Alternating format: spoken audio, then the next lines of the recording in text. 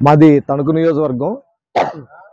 మరి ఈరోజు చూసుకుంటే గత 5 సంవత్సరాలుగా ఈ వైఎస్ఆర్ కాంగ్రెస్ పార్టీ ప్రభుత్వం ఏర్పడినప్పటి నుంచి కూడా ప్రజలు పడుతున్న తీవ్రమైన అవస్థలు, బాధలు వర్ణాతీతం, చెప్పుకోలేనివి.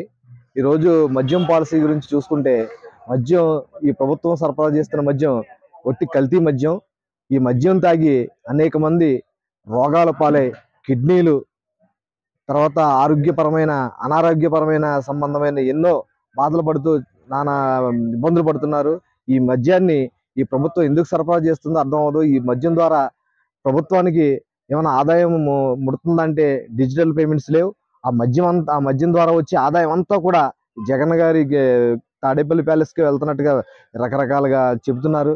ఏంటో మరి అర్థం కాని విధానాలు, ప్రభుత్వం చేస్తున్న విధానాలు తప్పుడు విధానాలు. పైగా ఈ మద్యం తాగి జంగారెడ్డిగూడెం లాంటి ప్రాంతాల్లో ఒకనొక టైంలో 30 మంది చనిపోయారు కల్తీ మద్యం వల్ల. ఈ మద్యం నిజంగా ఈ 5 సంవత్సరాలుగా పడుతున్న బాధ వర్ణనాతీతం. తర్వాత ఈ ప్రభుత్వం అవలంబిస్తున్న ప్రజా వ్యతిరేక విధానాలు ఈ రోజు చూసుకుంటే రోడ్లు లేవు.